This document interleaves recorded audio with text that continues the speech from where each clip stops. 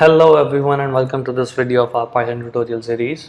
In our previous video we talked about while loops, and continuing the topic of loops we will be covering for loops in Python in this video. For loop is quite different from while loop and you will see the difference when we implement them. Let's start implementing for loops. Before initializing our for loop, let's just first create a string and a list variable. Let's say our string is hello world. And let's create a list of numbers from 1 to 5. The definition of for loop will be different from while loop. So I'll just first write the initialization code for loop and then I'll explain what is happening here. We already discussed in our list video that list can be considered as an array. Because in Python we do not have inbuilt arrays. So a list can be considered as an array. And each and every element present in that array is a separate entity from all other elements in that array. What this command for I in numbers does is, the keyword for specifies that it's a for loop. The keyword in specifies that we will fetch the values from this variable provided here one by one and assign it to I. So in this case what is going on here is, for our first iteration, I will be assigned as 1, the first element of the numbers list, and keeping the value of I, our whole first iteration will be executed.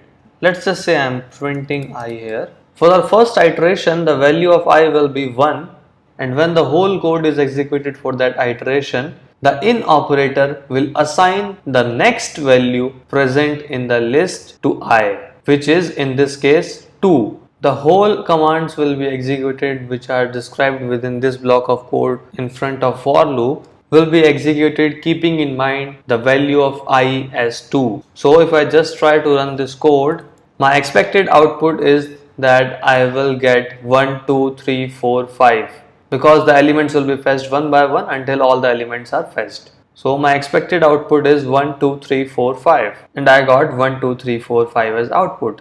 Let's edit the list and also add -1 and 0 in list. And if I check the result now, I got -1, 0, 1, 2, 3, 4 and 5. So each and every element of the list will be fetched one by one. Similarly, the same thing can be done with strings because we know that string is a collection of characters. So it makes it a character array. So if I just change numbers to string, I should get hello world but one element at a time. So HELLO space WORLD. That's exactly what I got, hello world. Instead of providing a variable here, I can just write a string here because a variable name is just an alias for the data stored in it. So I got ABC here. These were the cases when we want to access elements from any string or any list. But what if when we need a sequence of numbers 0, 1, 2, 3, 4 and so on? We cannot make a list with a whole endless series present in it. So there is a function called as range in Python which will be used instead of these variable names or these data within. So if I just use range 10, what range does is, it provides me a stream of n consecutive numbers starting from 0. So if I want to get 10 numbers starting from 0, so the range function will return me the output as a sequence of number from 0 to 9 because 0 to 9 makes 10 and I will only get 10 numbers. So the range function returns the sequence of numbers from 0 to n minus 1, which here in this case n is 10. If I try to run this code now, I am expected to get numbers from 0 to 9 and I got exactly what I was expecting. I got 0, 1, 2, 3, 4, 5, 6, 7, 8 and 9. Now there are variations in the parameters of range which we can edit and enjoy and have fun and get the result in any way we want. Let's say I don't want my numbers to start from 0. I want them to start from 3. So if I just put 3 as parameter with 10, keeping in mind that the first parameter will always be the starting point, the next parameter will always be the ending point plus 1. So in this case the range will return me 3, 4, 5, 6, 7, 8 and 9. And if we do not mention the first parameter here like in our previous example, it is treated by default as 0. So if I run this code again, I will get 3, 4, 5, 6, 7, 8 and 9. In our while loops video, we wrote a code for the program that will provide us all the odd numbers from 1 to 10. So if I want to implement the same code with for loop, what I can do is I can just put range 1 comma 10 and use if I percentile 2 equals to 1, then I can just print for I. Otherwise I don't want to print anything. So if I run my code here again, I got 1, 3, 5, 7, 9 as output.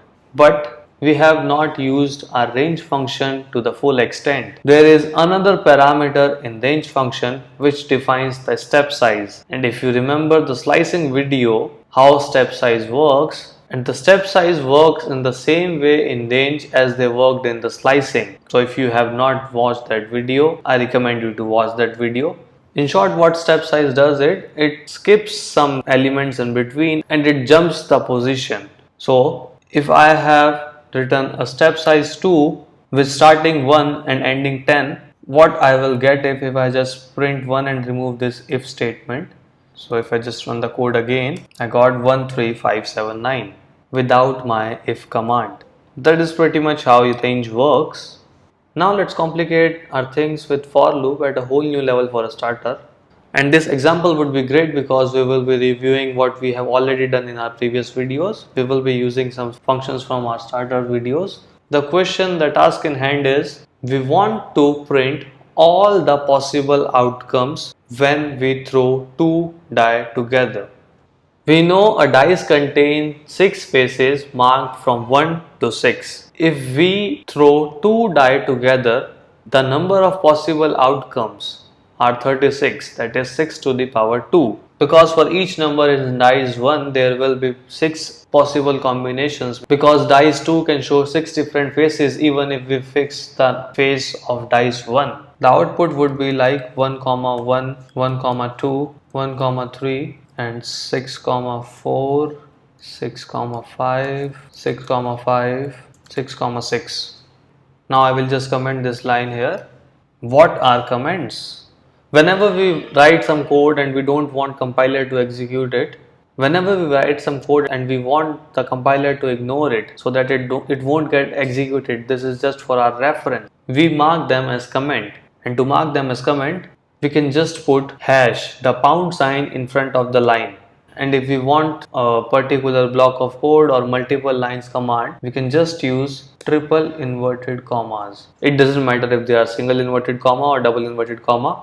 All the text enclosed in triple inverted comma will be treated as comment and will be ignored by the compiler at the time of execution. Now let's continue with our task.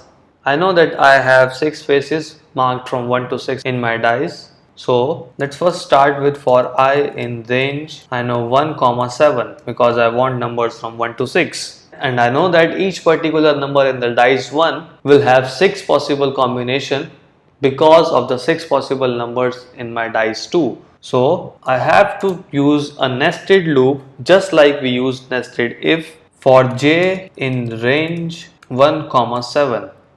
Now what will happen here when we try to run the code? The outer loop of our first iteration will execute the whole code present within it, and there is a loop inside it which is present, so it will execute the loop unless the compiler comes out of the loop. So this whole loop will be executed from range 1 to 7, then a single iteration for the outer loop will be completed. It means that when my outer loop will complete 6 iterations, my inner loop would have run 36 times because it is running 6 iterations in one single outer iteration. Now I want to print the combination. I can just directly print I, j, and if I run this code here, I got all my output 1, 1, 1, 2, 1, 3 up to 6, 4, 6, 5, 6, 6. I will just finish this video right here and we will continue it in part 2, and in that video we will encounter a new technique for formatting our output that we give. That will be all for this video. If you found this video helpful, give this video a like, subscribe to the channel and share it with your fellow learners. That will be all for this video. See you all in part 2.